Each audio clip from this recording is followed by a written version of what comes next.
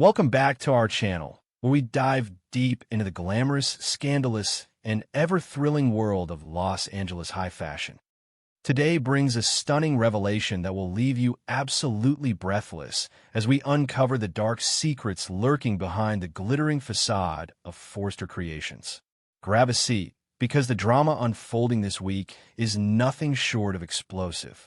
The glittering facade of Forster Creations has always been a masterclass in deception, a place where the brightest silks and the most dazzling diamonds often conceal the darkest of human intentions.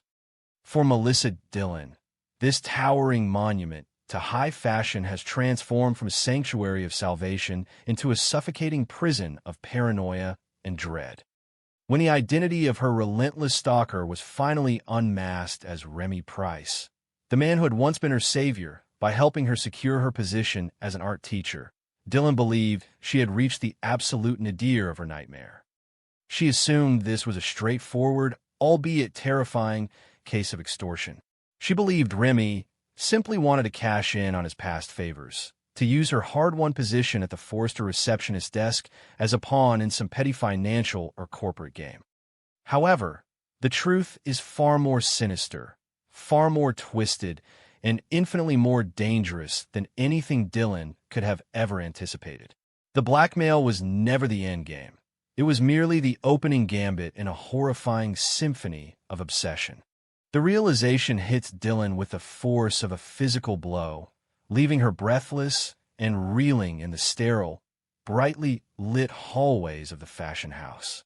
Remy Price does not care about her career, her money, or her connections. He cares about one thing and one thing only: Electra Forster. For weeks, Remy has operated under a carefully constructed smokescreen, projecting a false narrative of romantic interest in Deke Sharp to deflect any suspicion from his true motives. But beneath that carefully curated veneer lies a dark, festering, and deeply dangerous fixation on the young Forster heiress. Electra, with her beauty, her lineage, and her newfound responsibilities, has become the singular object of Remy's twisted desires. Dillon is not the target. She is the Trojan horse, the unwilling accomplice forced to unlock the gates of the fortress so the predator can slip inside unnoticed. The sheer psychological weight of this revelation threatens to completely fracture Dillon's already fragile state of mind. Remy's demands escalate from simple silence to active, malicious participation. He corners Dillon, his voice dripping with a terrifying blend of calm authority and barely concealed mania, and issues a chilling directive. She must use her access, her trust, and her position within the company to arrange a private, isolated meeting between him and Electra. The pretext is brilliantly, sickeningly plausible. Electra has just taken the reins of the prestigious Forster jewelry line, following the dramatic and mutually agreed departure of her aunt, Ivy Forster. Electra is currently drowning under the immense pressure of her new role, desperate to prove her worth to Ridge and Steffi, and frantically searching for fresh design perspectives. Remy knows this. He weaponizes Electra's ambition, forcing Dillon to pitch him as a reclusive, brilliant jewelry designer who requires a discreet, off-site consultation. The location Remy selects for this fabricated consultation is a masterstroke of predatory planning. It is not a chic cafe in Beverly Hills or a bustling design studio in downtown Los Angeles. It is a secluded, remote location, far removed from the protective gaze of the Forster security team, the bustling energy of the city, and the watchful eyes of anyone who might intervene. It is a place where screams would go unheard, where Electra would be completely and utterly cut off from her support system. The sheer logistics of the trap highlight the terrifying depth of Remy's obsession. He has studied Electra's schedule, her vulnerabilities, and her desperation to succeed, crafting a scenario where she will walk willingly into his grasp, armed with nothing but sketch pads and a false sense of professional optimism. For Melissa Dillon, this directive precipitates a moral nightmare of catastrophic proportions. She is violently thrust into a crucible of conscience, torn between the primal instinct for self-preservation and the fundamental human duty to protect the innocent. If she refuses to comply with Remy's demands, the consequences for her own life are immediate and devastating. Remy holds the keys to her destruction. He knows the dark secrets of her past, the very reasons she was forced to abandon her previous life. With a single phone call to the Forrester executives, he could annihilate her career, strip her of her income, and send her hurtling back to the terrifying reality of homelessness. Dylan remembers all too well the biting cold of sleeping in her car, the gnawing hunger, the profound degradation of having nothing. The fear of returning to that abyss is a powerful, paralyzing force. Yet, as she watches Electra navigate the labyrinthine corridors of the office, her arms laden with jewelry samples, her face etched with the innocent exhaustion of hard work, Dylan's moral compass begins to scream in agonizing protest. Electra is entirely unaware of the invisible crosshairs painted on her back. She is already caught in the middle of a vicious, exhausting romantic tug-of-war between Will Spencer and R.J. Forrester. R.J. has wrapped Electra in an obsessive, suffocating blanket of protection, constantly manipulating the narrative to paint Will as the ultimate threat, completely blinding Electra to the actual, tangible danger lurking in the shadows. To lead this stressed, vulnerable young woman into the hands of a verified psychopath is a line that Dylan, despite her profound terror, realizes she simply cannot cross. The guilt would be a poison she could never survive. In the quiet, suffocating solitude of the beach house she currently shares with Will Spencer, Dylan makes the most dangerous decision of her life. She decides to rebel. She knows she cannot go to R.J. Forrester.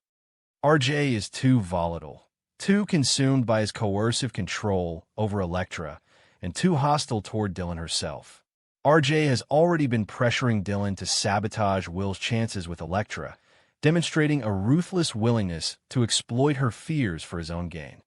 R.J. would likely use the information to further isolate Electra or, worse, mishandle the situation in a way that would trigger Remy's wrath.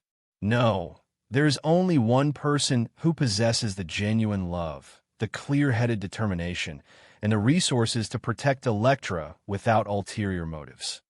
That person is Will Spencer. Dylan resolves to expose the entire horrifying truth to Will.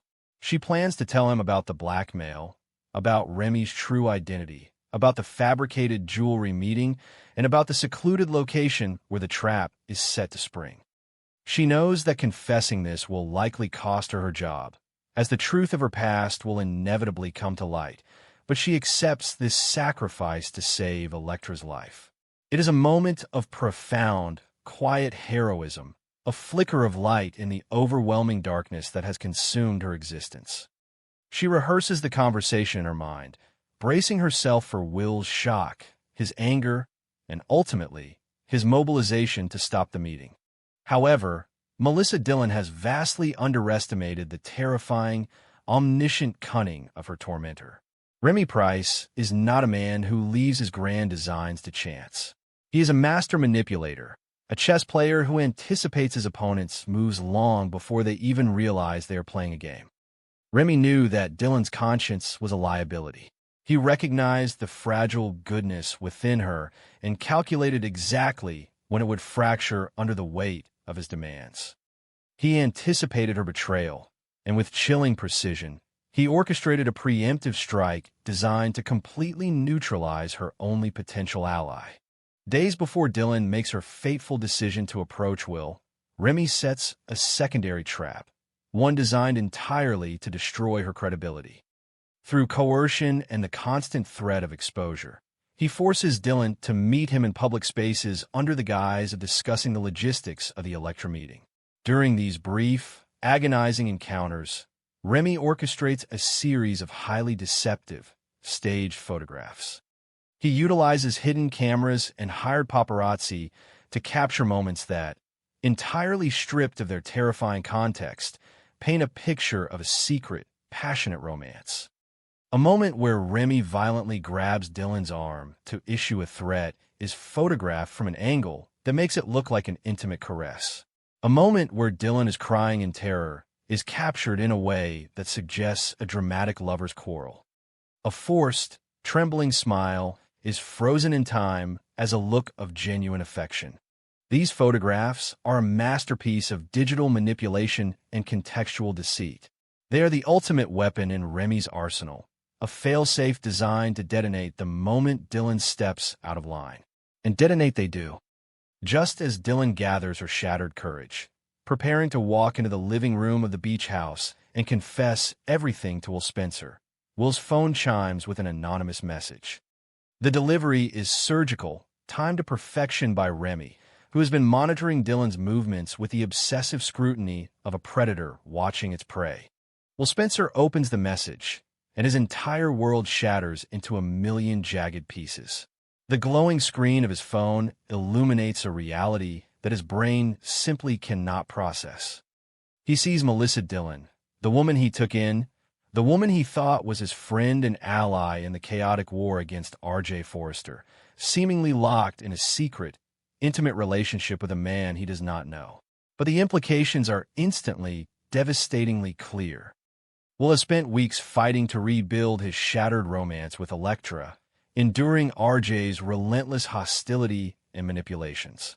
He thought Dylan was the one person in his corner, a neutral party who understood the purity of his intentions. The psychological impact of the photos on Will is catastrophic. The images do not just suggest a lie. They suggest a profound, malicious betrayal. In Will's mind, Dylan has been playing him for a fool. He imagines that she has been using his hospitality, living in his beach house, all while secretly conspiring behind his back. The trust he had placed in her evaporates instantly, replaced by a cold, blinding fury. The timing of the photos makes it seem as though Dylan has been actively working to undermine his efforts with Electra, perhaps even collaborating with RJ or some other unseen enemy to keep them apart. When Dylan finally steps into the room, her heart pounding against her ribs, the words of confession dying on her lips, she is met not with the compassionate, understanding friend she expected, but with a stranger consumed by rage. Will's eyes, usually so warm and expressive, are now hardened into chips of glacial ice. He doesn't wait for her to speak. He turns the phone around, shoving the glowing screen into her face, the damning, staged photographs serving as the judge, jury, and executioner of their friendship. The silence in the beach house is deafening, broken only by the sound of Dylan's sharp, terrified intake of breath. Dylan's reaction is one of pure, unadulterated panic. She stammers, her hands trembling as she tries to formulate a coherent sentence. She tries to explain the context, to scream that it is a setup, a lie, a blackmail scheme orchestrated by a madman. She tries to say the name Remy Price, to explain his obsession with Electra, to warn Will about the secluded meeting. But her words are disjointed, frantic, and drowned out by the roaring tide of Will's anger. To Will, her panic simply looks like the guilt of a liar who has been caught red-handed. Every desperate denial she utters only serves to solidify the narrative Remy has so carefully constructed. Will refuses to listen. The betrayal cuts too deep. He has been manipulated by Ivy Forrester, attacked by R.J. Forrester, and now he believes he has been stabbed in the back by Melissa Dillon. He shuts her down with a brutal, uncompromising finality. He demands that she pack her things and leave the beach house immediately. He tells her that he never wants to see her again, that she is no better than the rest of the liars and schemers that populate their world. The rejection is absolute, a devastating blow that severs Dylan's final tether to safety and sanity. As Dylan stands on the outside of the beach house, the heavy wooden door clicking shut behind her with the finality of a tomb, the true, horrifying brilliance of Remy Price's plan becomes paralyzingly clear. She is now completely, utterly, and terrifyingly alone. She has been stripped of her home, her ally, and her voice. If she goes to the police, Remy will release the information that will destroy her career and potentially frame her for even darker crimes. If she tries to warn Electra directly, Electra, already poisoned by RJ's paranoia and Will's impending warnings about Dylan's true nature will never believe her. Melissa Dillon has been perfectly isolated, trapped in a soundproof box of Remy's design. She is a ghost haunting her own life, forced to watch helplessly as the tragedy unfolds. And the tragedy is moving forward with terrifying speed. Back at Forrester Creations, Electra is finalizing her preparations for the off-site jewelry consultation.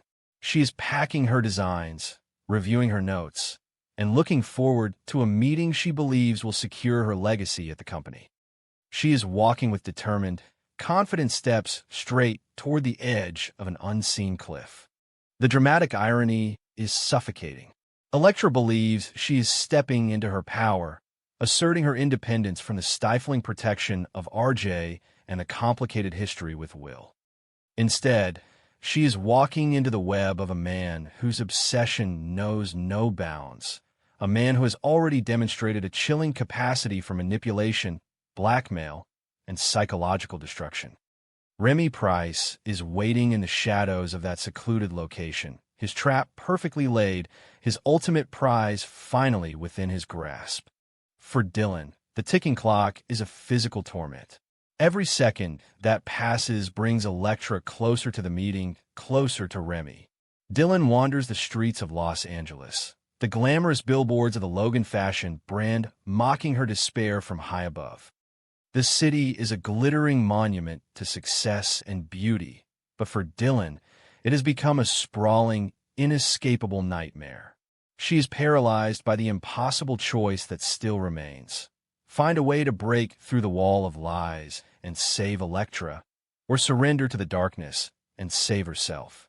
This storyline represents one of the darkest and most psychologically complex narratives ever explored on the canvas of the bold and the beautiful.